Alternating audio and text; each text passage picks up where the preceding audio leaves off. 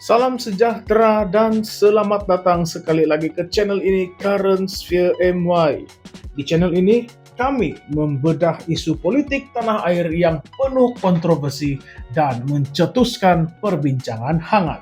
Hari ini kita akan berbincang satu isu yang panas dan mungkin akan mencorakkan semula politik negara kita.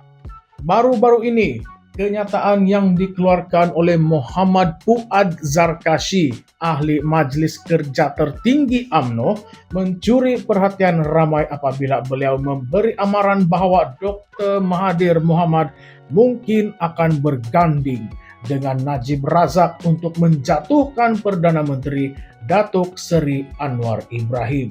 Kenyataan ini dibuat susulan tulisan tokoh wartawan negara Kadir Jasin yang menyentuh isu layanan terhadap Najib. Kadir menyebut bahwa Najib tidak seharusnya dimanjakan seperti tahanan VIP. Dalam penulisannya, Kadir merujuk kes Abdullah Ang, seorang ahli perniagaan yang pernah didapati bersalah melakukan jenayah kolar putih pada tahun 1980-an, di mana sel penjaranya dilengkapi peti sejuk, televisyen, katil air, dan pemain video. Fuad dengan tegas menyanggah tulisan tersebut. Beliau menyatakan bahwa Najib tidak pernah meminta keistimewaan sedemikian. Sebaliknya, Najib hanya mahukan perbicaraan yang adil. Beliau menegaskan bahwa situasi Najib jauh berbeza daripada kes Abdullah Ang. Malah, beliau mendakwa bahwa Najib adalah mangsa permainan politik Dr. Mahathir. Fuad juga memetik kenyataan Perdana Menteri Anwar Ibrahim sebelum ini yang menyebut bahwa pendakwaan terhadap Najib dilakukan secara tergesa-gesa dan penuh dendam. Kenyataan ini menimbulkan persoalan. Apakah kini Mahathir pula berdendam terhadap Anwar sehingga memungkinkan satu pakatan baharu antara Mahathir dan Najib untuk menggugat kedudukan Anwar sebagai Perdana Menteri? Untuk memahami lebih mendalam situasi ini, kita perlu melihat semula sejarah hubungan antara Mahathir, Anwar, dan Najib. Hubungan antara Mahathir dan Anwar telah lama menjadi tumpuan dalam politik Malaysia. Pada era 1990-an, Mahathir memecat Anwar daripada jawatan timbalan Perdana Menteri atas tuduhan liwat dan salah guna kuasa yang mencetuskan gerakan reformasi. Konflik ini berlarutan selama lebih 2 dekad sebelum kedua-duanya bersatu semula menjelang pilihan raya umum ke-14 pada tahun 2018. Kerjasama mereka ketika itu bertujuan menjatuhkan kerajaan Barisan Nasional pimpinan Najib Razak yang dikaitkan dengan skandal besar 1MDB. Namun, hubungan Mahathir dan Anwar kembali keruh selepas PRU 14. Selepas PH berjaya membentuk kerajaan, Mahathir enggan menyerahkan jawatan Perdana Menteri kepada Anwar seperti yang dipersetujui dalam perjanjian sebelum pilihan raya. Akhirnya gabungan itu tumbang selepas langkah Sheraton pada tahun 2020 yang menyaksikan Tan Sri Muhyiddin Yassin mengambil alih pentadbiran negara. Kini, dengan Mahathir semakin lantang mengkritik Anwar, spekulasi mengenai potensi pakatan antara Mahathir dan Najib semakin menarik perhatian. Di satu sisi, Mahathir dikenali sebagai seorang pemimpin yang pragmatik dan bersedia mengambil langkah yang mengejutkan demi mencapai matlamat politiknya.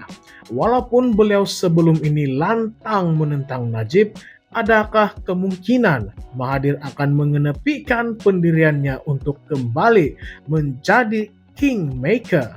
Sejarah politik Malaysia membuktikan bahwa tiada apa yang mustahil.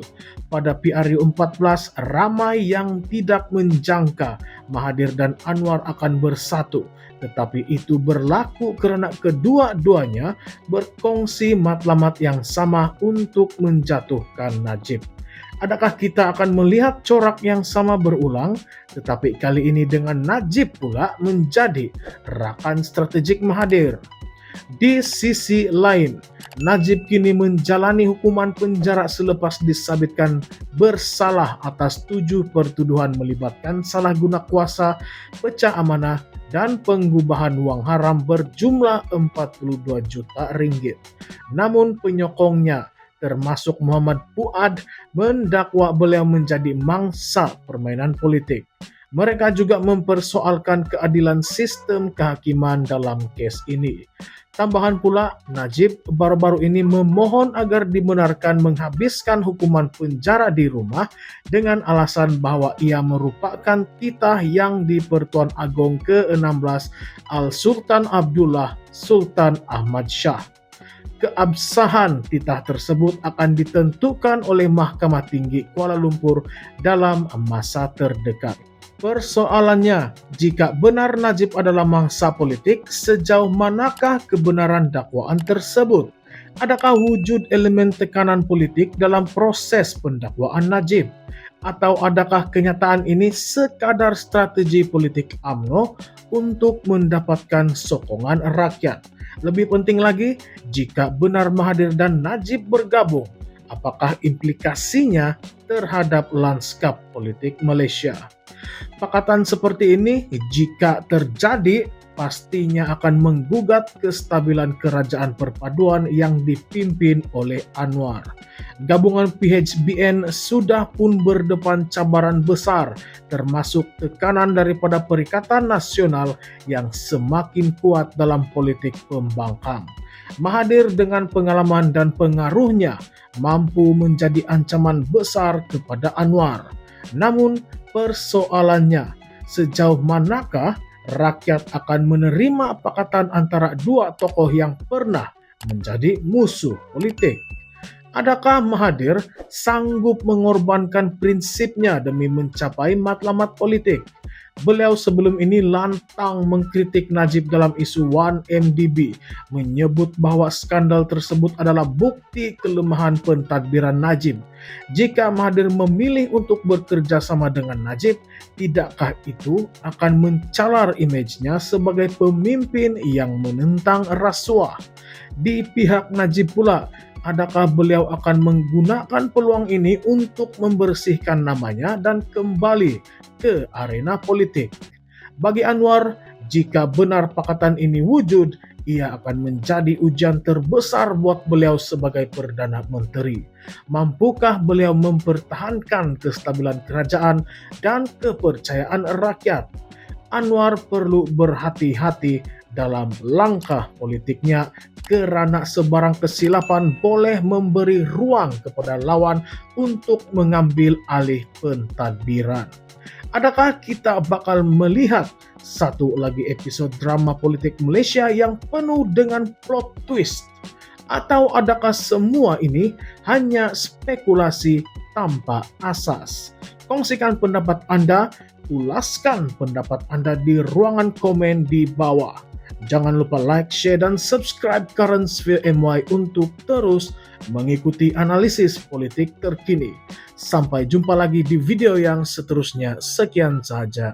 Terima kasih.